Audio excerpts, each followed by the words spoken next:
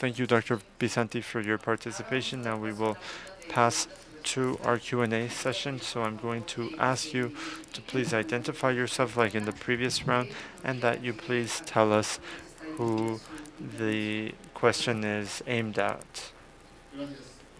So, first of all, congratulations. These were extraordinary presentations. They were very, very enlightening, and I have 3 points that I wish to mention. I want to see your reactions. It has to do first with. Okay, so maybe you're going to make me choose.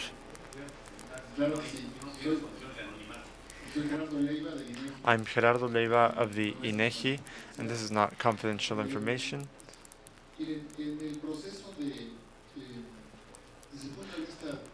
As part of the work of the INEGI, the way in which we've obtained information throughout the years has been first directly through a direct relation with the company, with the informant. More recently, and this we do through surveys or census. In some European countries, administrative records are an important source of official statistic information. So there's an office which is part of the public sector, and the step we are taking now is saying, okay, we're going to exploit the potentials of big data to obtain information which we can give official use to, but we have a private intermediary, which is Google or Twitter or Facebook or something of this nature. So what happens here is that there's two things we'd like to pay attention to. One is, well, a relationship, and when we have very few providers of final information for the interests of the state. So we have companies that end up being intermediaries for a large amount of information that is afterwards going to be used for issues of importance for a country. And this is almost monopoly in which they close the source of data, and then what are we going to do? So what are we going to do with this lack of balance between few informants with a lot of information and the statistic agencies? I think it's just an issue worth reflecting.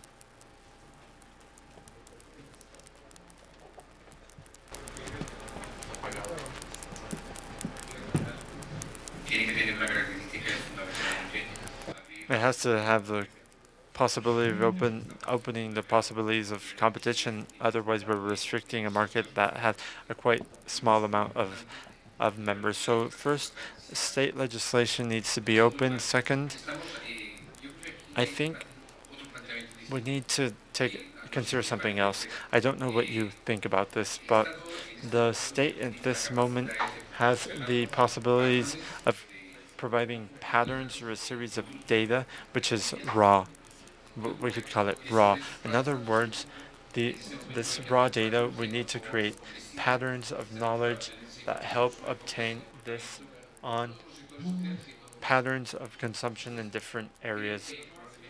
So we need to stop focusing on search engines and think that it may be other companies that in the market can use this information and that can generate raw data without necessarily using Yahoo, Google, etc.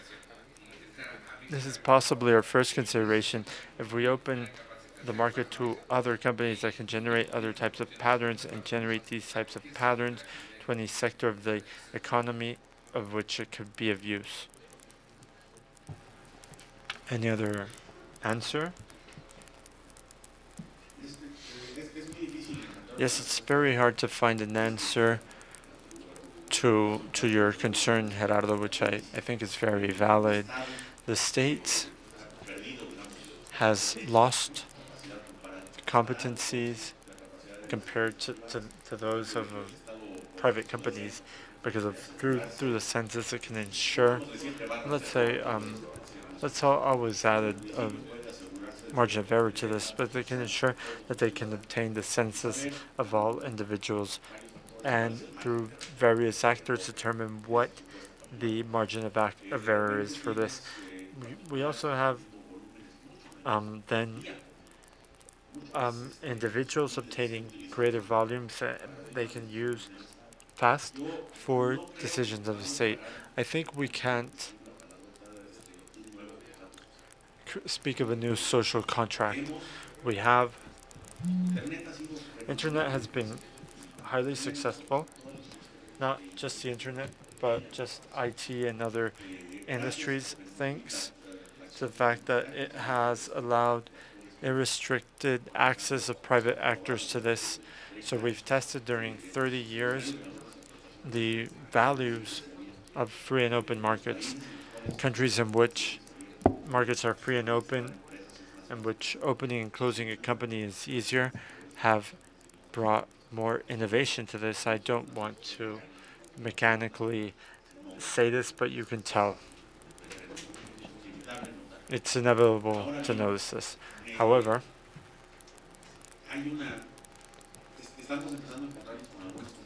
we're running into unintended consequences. Companies have more information than the state, of information that is of interest to the state.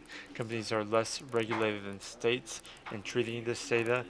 The relevance of this by allowing, well, by the state deciding what the questions are going to be through open data and open government are larger. So I see an obligation that we reflect upon this further to see how we will rebuild this relation. The state must pay more attention to certain things. Why the Library of Congress does it decide to keep all of Twitter? Because they know that this is the information which historians of further generations will analysis. Why does the Library of Mexico restrict itself to printed books in Mexico, and why do they not accept electronic books? Well, because they consider it will destroy the possibilities of this market. So this speaks of the parameters of this new contract.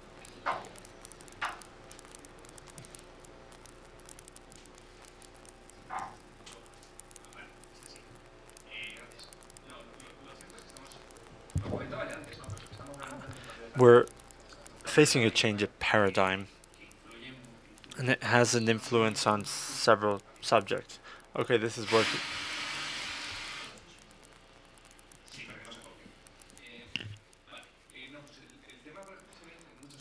You can see this in different areas. If you're a software mobile application development, the fact that you sell your application or not depends on two different stores which control the mobile business. If you return to a search engine, if a search engine is angry with you and sends you to place 400 of your search engine, you have no way to discuss this. You could through competency, but it's difficult.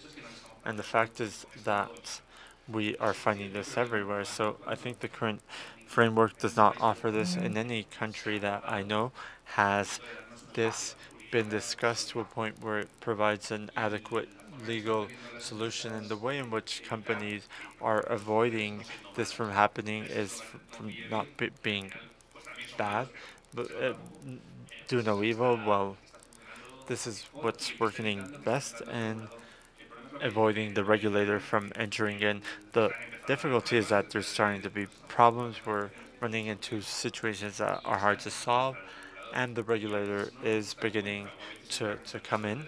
And in the case of a right to forget, well, they're creating a patch which is political, because there's no norm that allows to consider the fact that because he's the first result, he's losing customers, losing money. So this is not being solved yet, and as part of these balances, we're trying to to yes, a series of the considerations of all these actors. My question is, do we really need a norm? I think that at the end of the day, agreements, schemes of operation, yes, but creating a norm in itself will not. Or what might happen is what's happening now. In the face of a situation or presenting the well, we're presenting a project and this is going to generate an additional norm. I think what's happening here is that we are so sensitive to the information or the excesses of information because we've generated it by creating restrictions that shouldn't be as restrictive. So there's another important Mexican saying, which is you shouldn't put the candle too close to Saint or it might burn, but you shouldn't put it too far or you won't give him any light. So we must operate in a way that is much more competitive as a government together with private entities.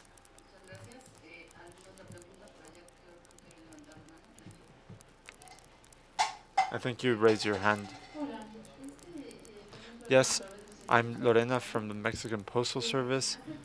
With regards to what Alejandro Pisanti mentioned on the prescription of a name, I think all governments of the world need to act for the benefit of the population. So after the economic um, crisis, you have all these people who, in the credit bureau, who, because of problems, are facing disgrace. And maybe Leandro knows if there's an agreement when these people will be erased, because the government can know of people who, because of macroprudential norms, you shouldn't be able to occupy this, and this bad reputation. I don't know when it expires. If there's a world agreement of this, because this um stops the and because small and medium companies fell, it was like a domino effect. If we had big data of all the companies that entered the credit bureau from 2008 forward, we could measure the this question is for Leandro. Okay, this is a topic which it's normally you ask, oh, I'm happy you asked this to me, and yes, I am happy because I was in the world group of the World Bank for the establishment of not a credit bureau, but of for bank information services on these subjects. They didn't want to call it credit bureau because what the World Bank wanted to have was to have a positive and a negative one. It, one in which they could know how much money you have before you pay, and that way they can go beyond this. So the issue of there's no expiration. In Spain we have one, which is 5 years. After 5 years, you leave the credit bureau, but at the international level, we have no criteria. So we've spoken of a principle of quality to the point where this reflects the reality of a person. This is absolutely ambiguous. It gives no legal certainty. How do you, well, Alfredo says that regulation is not the case. So, you know what happens in this, in here? Well, in the economic world, we have externalities. All these businesses are generating externalities that affect third parties, and the company doesn't care. It's like the person who pollutes. They don't care if they pollute. They make money, they grow, they bring in better results, and contamination or pollution affects other people. If they're polluting a river, well, they're not affected. It affects the people downstream. In the digital world, something similar happens. We have externalities that are hard to solve, and regulation is inevitable, or self-regulation, which is also an option and which should be used more often. In the regulatory sense, it's like a pendulum. If we're here without regulation, then the state regulates, it goes here. And maybe the middle ground is here, but it's gone to the other direction. The pendulum is moving, and finally there's a balance, and this can take many years. At the end of the day, it's about being aware of your own externalities. Bureaus need to consider their own actions. You sanction the person who is in the bureau, but not the bureau in itself, because you need to find a balance. But sometimes we would like it to be fast, but we don't obtain this. Alfredo.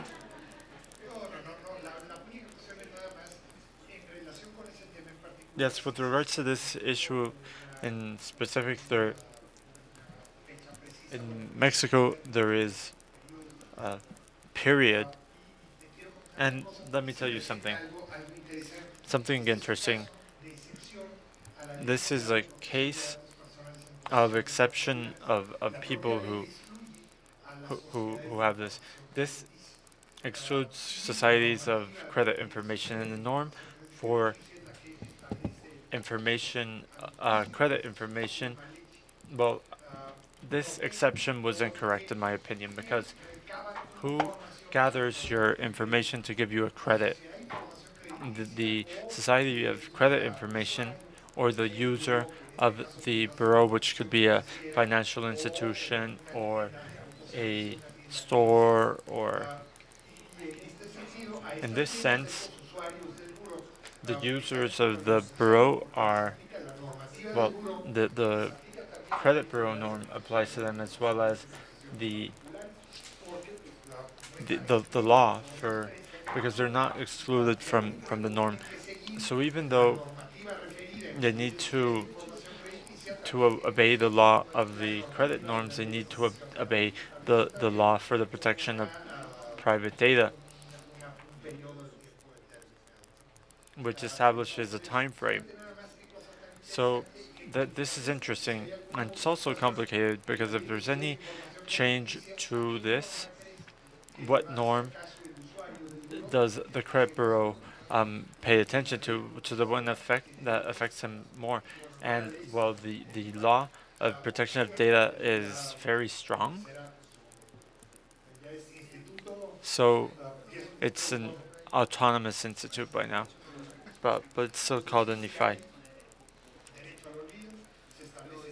If there's a right to forgetfulness, does this apply? You apply it to the same person, Alejandro. Okay, I'm going to allow a question, and if my comments are relevant, I'll answer.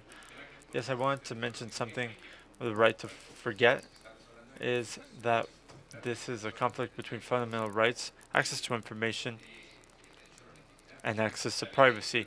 So there's something we need to consider, that something we forget. Within 100 years, we're going to be a society without history, because if we need to keep a certain history of society, we can't also want to censure, because society is what it is. And when we speak of norms, I think it's complex, that we may have regulators that determine what's prevalent, because it may speak of fundamental rights. It's difficult for the administration to involve. Sorry, we have no sound back here. We don't have any sound. I apologize.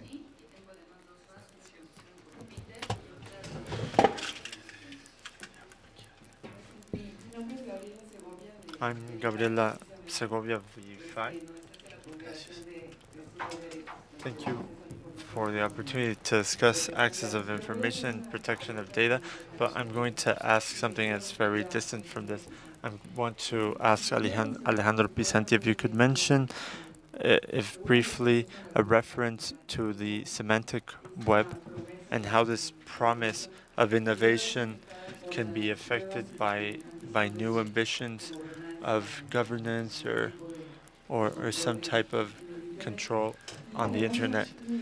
And well, to Mr. Nunez, well, just to say that you were mentioning the efforts for anonymization, and this with the purpose of using the information while still considering the privacy of individuals. But I don't understand how you mentioned that you need to renovate the certification of anonymization every time you use this. Could you clarify this?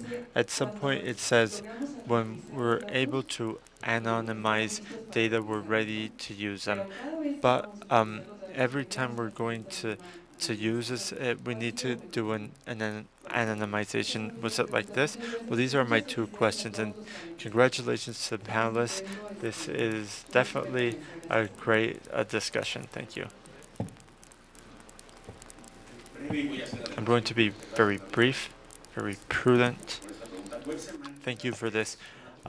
Web Semantica is a technology that allows us to access information if we implement it correctly.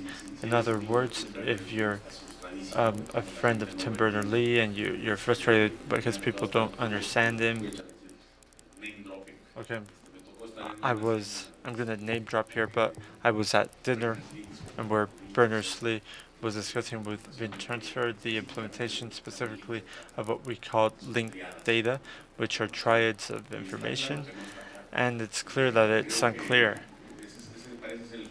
That's the most honest point of view. Here at Infotech, we have been working for the semantic web, and we've spoken with the people who are knowledgeable on this, and the most likely first successful applications of Web Semantica takes place in small, well-delimited clusters of data. The problem is with the ontologies, which is to delimit and create this. So Web Semantica is, well, the people who are part of Web Semantica should know this. Well, they don't introduce a new, radically different coordinate with regards to what has been said here. We're assuming a series of superhuman capabilities for treatment of data. So if Web Semantica complies with this, they will continue to be superhuman. The concerns expressed are being considered, are being attended, so they are, well, data treatment services are already enough, but at the risk of being contradicted here, well, I say this. The other point I want to mention here, Gabriel, is something I've insisted on insufficiently, which is that issues of treatment of large clusters of data must be subject not of regulation of a government, but spontaneously, and this should happen, and this should be intensified. There should be governance in which we take advantage of our experiences in environment or internet for multi-sectorial or multi-stakeholder management, and in the case of big data, this requires political vision, legal vision, the vision of organizations dedicated to access to information or delimitation of access to this information because of privacy concerns or legal concerns. But this is a discussion that without engineers and computer scientists will go nowhere, because it's like trying to regulate internet without considering the competencies and limitations of technology. We write analogies with things such as the laws of the ocean or the law of the Antarctic, but there's an important difference in the sense that, well, philosophically, the ocean may be seen as a cultural construction. The truth is that the cultural construction of the ocean will not change more than 1% the volume of water in the seas, but nor will it change in more than 1% its salinity or pH, even if those can be critical changes to life, whereas changes in the internet are being built, so you can't the issue of right to forgetting and the resolution on Costeja is that he didn't speak enough to engineers. I should have discussed it further with engineers in order to make a more sustainable decision that could also be expanded and scaled. These are the terms that us geeks are concerned about in this field.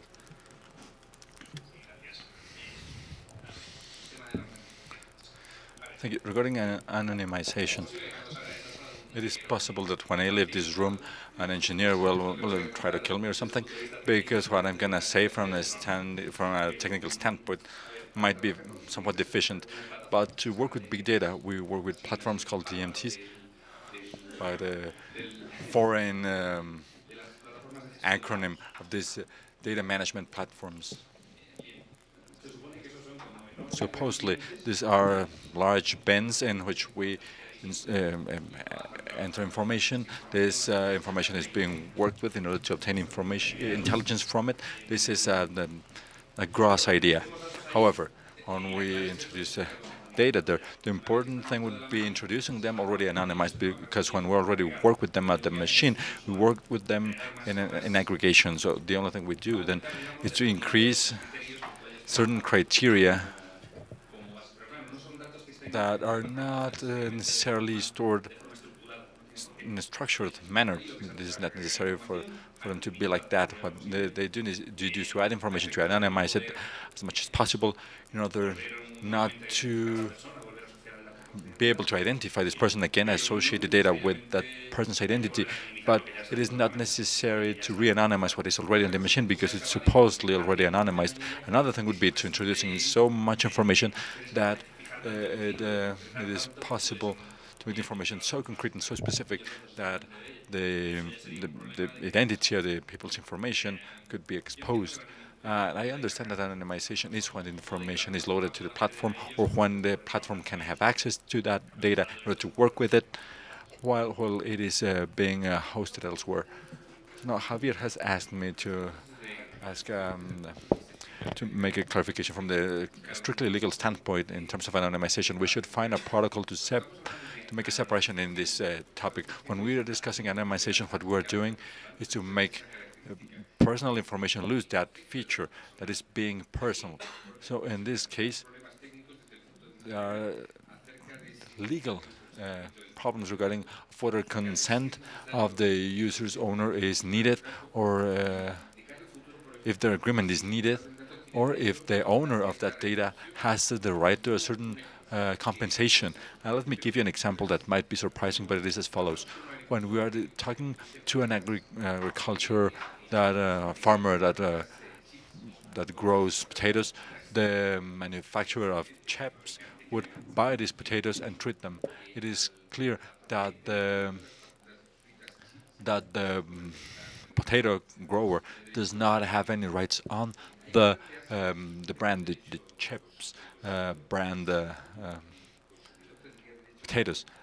We should find out if the consumer has the right to receive an indemnation when its information is used, even if it's subject to an anonymization process. What we need to be clear about is when we discuss anonymization, what we need to do is to lower the profile of privacy, because we're working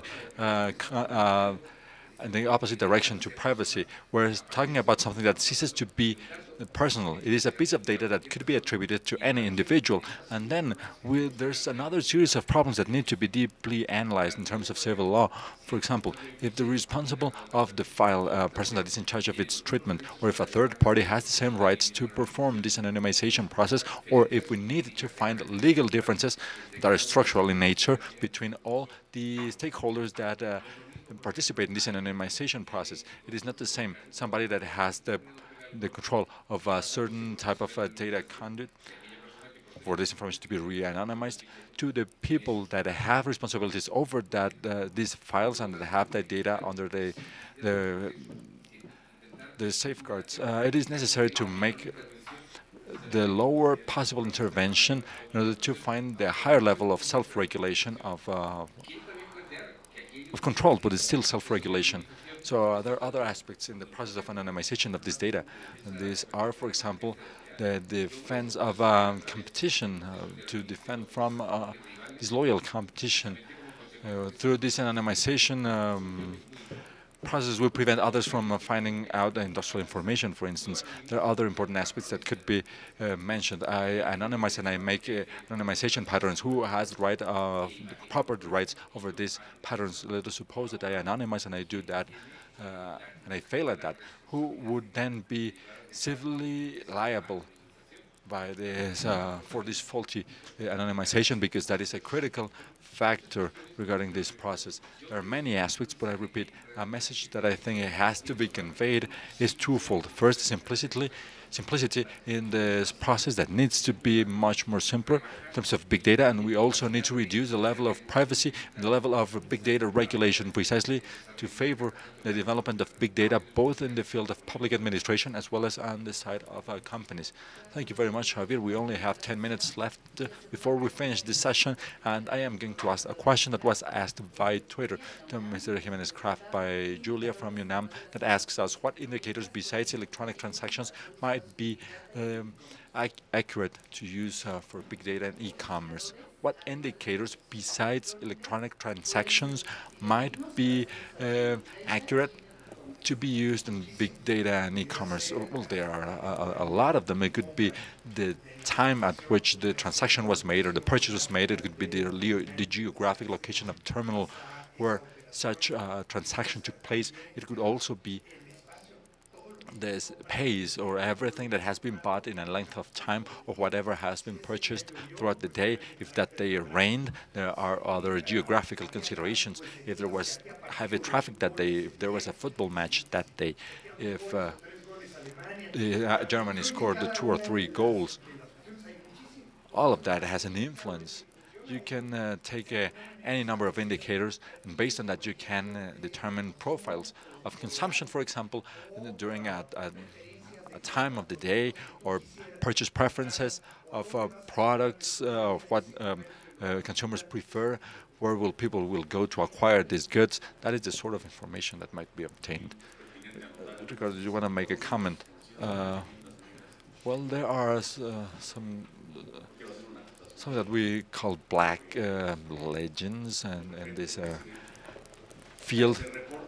But, for example, there are experiences such as if you erase cookies after doing research about flights at a certain destination for a date, if you erase the cookies, then the flights would appear later on cheaper. And many of us are paranoidly convinced that the books that we are of our specialty are sold to us at a higher rate than to other people. If I try to buy a book about the internet governance, Amazon will try to sell it to me at $100, and if I go over the internet with somebody else's account, then probably that is being sold at $10. Well, in many cases of e-commerce, it is reasonably documented that the personalization of interests by means of cookies and all the different types of data that are, however they are obtained. Well, in the case of Amazon or in the case of the supermarket, you are purchasing with an account. You are fully identified, and you signed a privacy agreement, and you signed the biggest joke of the century, and we're only at the beginning, which is consent or agreement. And I am sorry, there are attorney colleagues, but agreement or consent is the joke of the century. Nobody reads it. Nobody, not even if you try to understand it, not even if it is in your own language. It is still a joke. You will not change from supermarket if there is only one that will deliver in your area just because the other treats your data in a more favorable way for you. When we started to discuss personal data treatment in e-commerce, there was the expectation that there could be a sort of competition between companies in terms of how suppliers treat customers' data. So in that case, theoretically, providers of the same goods and services would be competing with each other for the customers based on the data treatment policies or their privacy policies, but in reality that does not happen.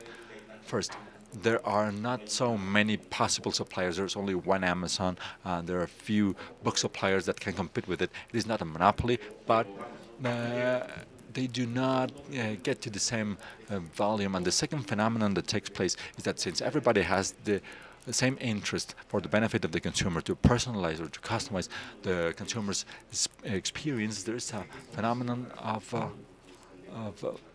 a phenomenon that has not been characterized legally, because we see that from in terms of cartel creation, and that is not solely related to drugs. There was the resistance of the tire industry in Mexico that prevented the entrance of Michelin. There were silver surfers. Remember that in Mexico, tires would last 80,000 kilometers, and the Mexican tire industry wanted to prevent the entrance of Michelin and Pirelli tires because they would last for 300,000 kilometers. So we already knew about this cartel formation about certain products. When in the past, on every meeting of 30 people, somebody would wake up and find their tires deflated or actually punctured. But this price setting aspect has not been very much studied by economists and much less by attorneys. But it's a phenomenon of collusion between suppliers. Amazon and Google Books do not need to sign an agreement to do this, or Gandhi and the Sodno bookstore, two national examples, might have taken this information management to extreme levels because there are no consumers to complain about this or sufficient competence for this to be prevented. This is having more actors in this field. There is only 5 more minutes, so two of our panelists wanted to add some comments about confidentiality, and we also have a question from the main auditorium from Ana Linia Hernandez Rodriguez from the Ministry of Finance of the State of Mexico, and she asks what informatic tools would be more adequate for big data use. Javier and Alfredo, however, wants to conclude. Well, regarding consent, as Alejandro just expressed it, it is important to consider the evolution of consent systems. When we discuss privacy, we all remember the typical confidentiality clause that needs to be signed for any company, and that we have gone to a system which you just check a box on any website. And with big data, what is very important is what we call digital waste. For example, the behavior or the responsibility that the people have when entering and going out of the internet. For example, if we're watching a football match and we want to know what were the results of a certain match, we can go in and out of a website 20 times. That multiplied by all the consumers that are following the result of the match through that website shows the level of anxiety that every consumer has. Generally, well, in general terms, but at that time, if we are no longer in front of that signature or that this disclaimer that nobody reads, what is very important at this time is that in order to generate big data, individual responsibility regarding our own responsibility is a determining factor in absolute terms.